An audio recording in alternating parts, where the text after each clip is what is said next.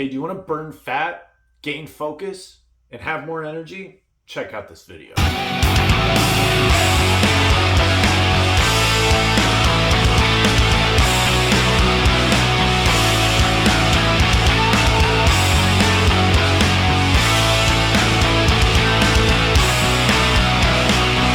All right, hey everyone, welcome to another mansplaining nutrition video. Today I want to talk about fasting. I've created a fast for you to try for your first time. You still get to consume certain things. We're not starving. We're still going to give our body some nutrition, but this is going to help reset your stomach and your brain and your metabolism, and it's going to give you more energy. It's going to be a little hard if it's your first time ever trying anything like this, but I guarantee you the results are going to speak for themselves. You don't have to listen to me just talk about it. I want you to try it for yourself and have more energy and mental clarity like I do. So let's try it out.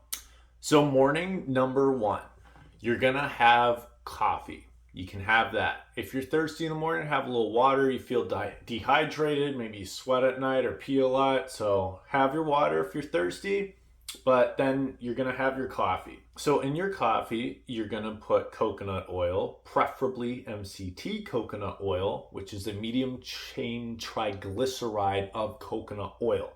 It's in a liquid form. You can get it at Walmart. You want to start with 1 teaspoon of that in your coffee. Don't put more than that your first time. Your stomach's not going to be used to it and it can give you the runs. If you can take a little bit more and it doesn't affect you, then on day 2 you can try more. But for now, just start with 1 teaspoon. You can also put up to 2 tablespoons of grass-fed butter, okay?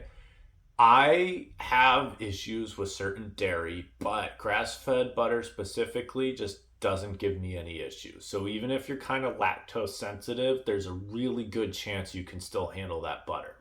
It's just it's clean. It doesn't have any grains in it that could mess with your peptide levels in your gut and make you have acne or even the runs. So put those in your coffee. If you like a sweeter coffee, you can add stevia or only 1 teaspoon of raw honey. I suggest not doing this at all your first time trying the fast because we're trying to cut down on those sugar cravings throughout the day. And if you kind of spike your blood sugar in the morning, you're going to be craving stuff you shouldn't be eating throughout the day. So start with that coffee. Again, no recommended sweetener, but if you need it, put it in there. Step 2, an hour after your coffee, take 2 vitamin B complex pills. Again, you can get these at Walmart or Amazon. I made this list very easy for you to find stuff. There's nothing on here that other doctors always recommend that's harder to find, and it's really just gonna make you feel disencouraged and that you can't do it because you're not able to shop at these high-end places. This one's made for everyday people. So get your B complex tablets, and you can mix 1 teaspoon of Himalayan or sea salt in a glass of water. I'd say 4 to 8 ounces just to dilute it. You drink that. That's going to cover your metabolism and give you some electrolytes throughout the day so you don't have mood swings and that you won't get headaches. I guarantee you if you're getting kind of hungry around that lunchtime or even that hour after your coffee, you have a water with some salt in it and you're going to feel a lot better immediately. I would also take 2 fish oil capsules.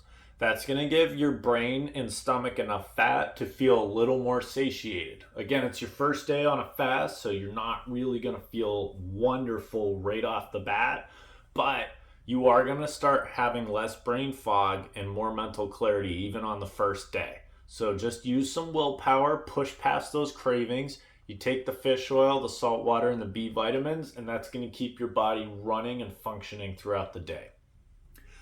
Step number 3, okay? This kind of applies to all day. Throughout the day, you can have your water with the salt in it, even purified water. I wouldn't drink too much purified water because that's going to drain out extra electrolytes that you really need to keep everything in there. So mineral water's great. That'll add some potassium, magnesium into your system, but I wouldn't drink too much just purified water unless you're putting a scoop of salt in there. You can have coffee. Green tea is really good. Don't mix anything in with the tea, no milk or sugar. Again, we're trying to keep it very purist and just clean out our system. Again, throughout the day, you're going to be feeling a lot more brain clarity, and you might even start getting a little more energy, odd as it may sound. But your body is transitioning out of a sugar burning mode, and it's actually going to start attacking the fat stores inside your body. That's how you lose your fat. And when your body starts burning fat, your oxygen levels are going to go up and you're going to feel better. So step number 4, at 5 p.m., you're going to have your pseudo dinner, okay? Pick up some bone broth. You can get chicken or beef and attempt to get organic. If not, at least try to get natural. We're not trying to go for the high-end stuff. This is for everyday people who are just trying to improve their lifestyle, right? So get preferably organic beef or chicken bone broth. Don't get regular broth. You need the bone broth because it has enzymes and extra sodium in it that's going to boost your electrolytes while you're fasting. So you take that. You can add up to 1 tablespoon of either butter or coconut oil to this. That'll give you a little more fat and satiate your stomach throughout the day. It sounds counterproductive to put fat while you're trying to burn fat, but this will actually trigger your body to lean more towards fat burning, as that's the only source you're giving it. When you eat sugar, your body just constantly craves more sugar. But since you probably already have a little excess body fat, like most Americans, then your body's just gonna start eating off that stored fat, okay? And it's gonna keep your sugar cravings lower. So that's where we wanna stay. You can also add Himalayan salt to your broth. This is the only thing you're eating for dinner. So, put that tablespoon of coconut oil or butter in it. Adding or not adding doesn't really help or hurt your fast. It's mostly on your preference. If you're super hungry and edgy, then put that oil in, because it's better for you to have that than cheat in 2 hours when you just say, you know what, fuck this, I'm not doing it, I'm gonna eat some Doritos. Better off just putting that little bit of fat in your broth, and it'll keep you satiated.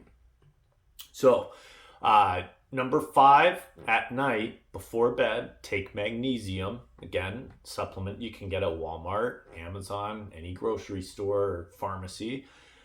Take that magnesium, and then you can drink some chamomile tea.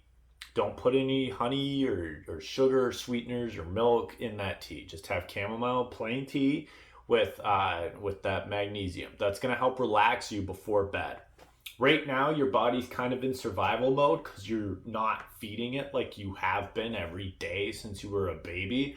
So it's going to feel a little weird at night when you're trying to sleep. So that magnesium and that chamomile tea will help relax you that first night and get you to sleep on time so you can wake up for day 2. All right, so day 2. You might be still having cravings for sugary stuff and carbs, but I bet you have a little bit more mental energy and your stomach's a little flatter. You might be looking in the mirror like, hey, maybe this guy's onto something. Maybe it's working. So stick with it. You're going to copy paste all the steps from day 1, okay? So you have your coffee with your oil and your butter, and then an hour later, you have that fish oil, B vitamins, and your salt water to get you through the day. Again, through the day, you can keep having that tea. You can have the B vitamins if you need a little bit more towards the end of the day, because by now your body's really low on food. It's okay, because it's going to keep targeting that stored fat. Your body can use that for energy just like food.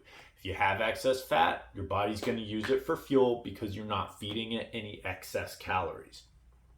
And then again, for dinner, you're going to go and have your bone broth, chicken or beef, preferably organic. You can add that up to 1 tablespoon of butter or coconut oil into your soup, and then add salt to taste as needed.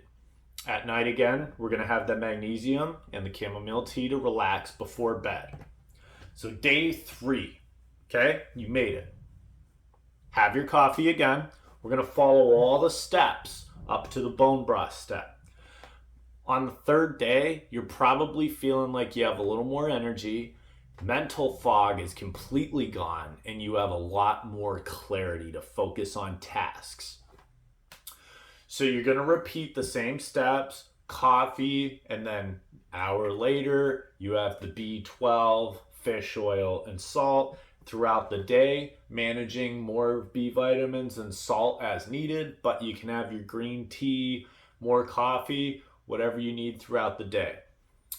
Just a side note, throughout the 3 days, I wouldn't have too much caffeine after 2 p.m. because that might elevate crankiness, especially while you're not eating, and it might make you pee more, just releasing all those electrolytes that you're putting in your body.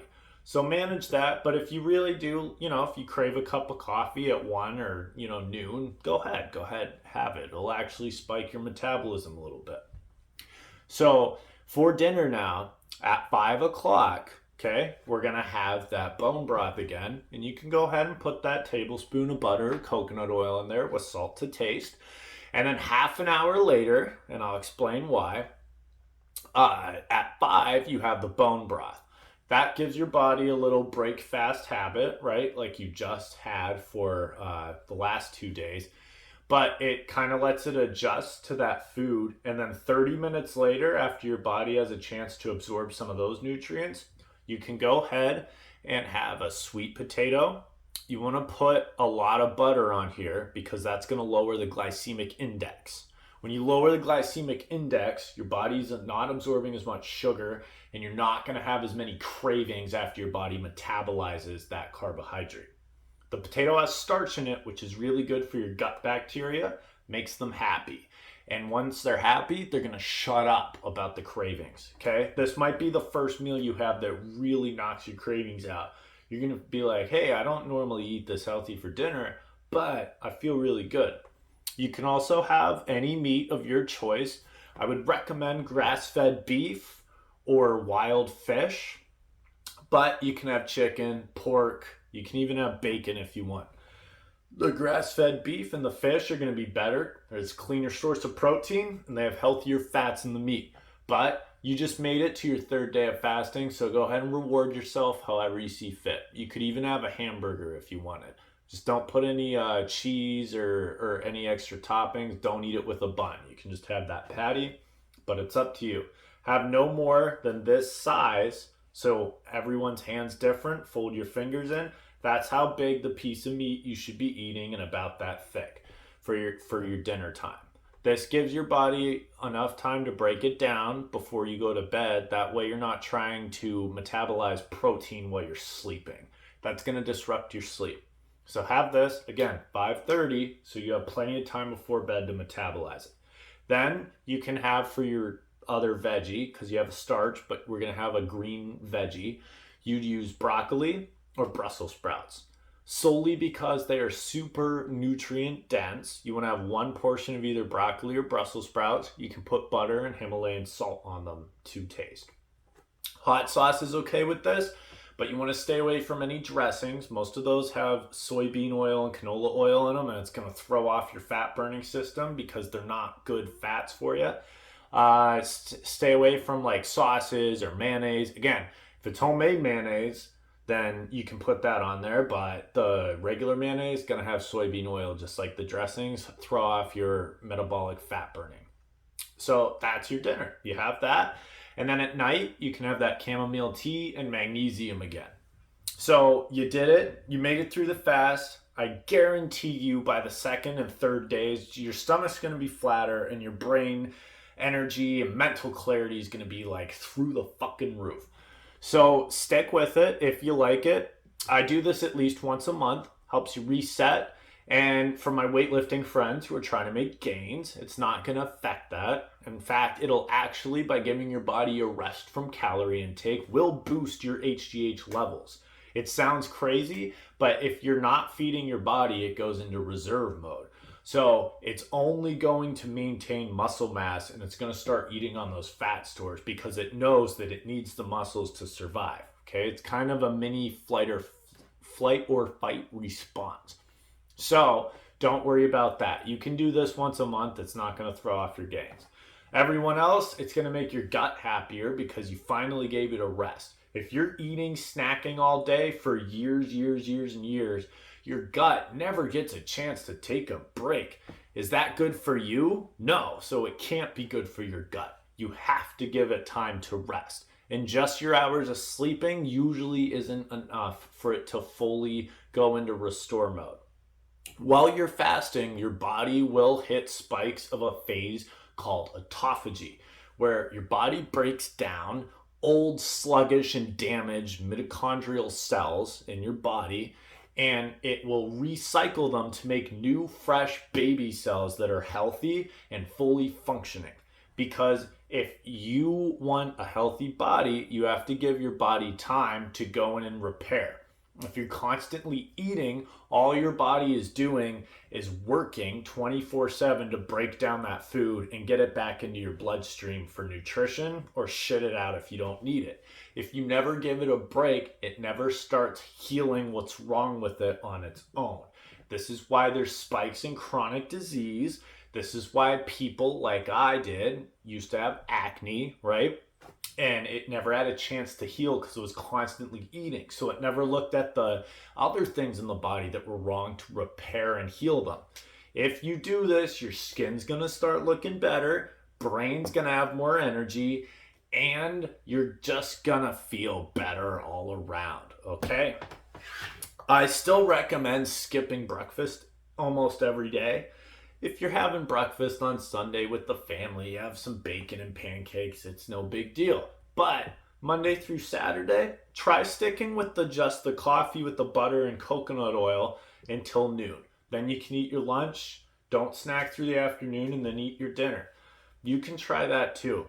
I find it super beneficial. I'm not as worried about food in the morning, and I can focus on my morning tasks. Then as I get in the afternoon, have a good little lunch, and then I eat my dinner. I still go to the gym, work out, and I have way more energy, more mental clarity, and I've really burned a lot of fat. I've cut up quite a bit, and I just think this is the best thing you can do for your health. That's our fasting video. I recommend this to everyone to try at least once because I know for a fact it's going to make you feel better if you follow the steps correctly. Okay, if you have any questions, leave them in the comments section below, and I will also put in links for the vitamins I described in the video so that you can find them easily.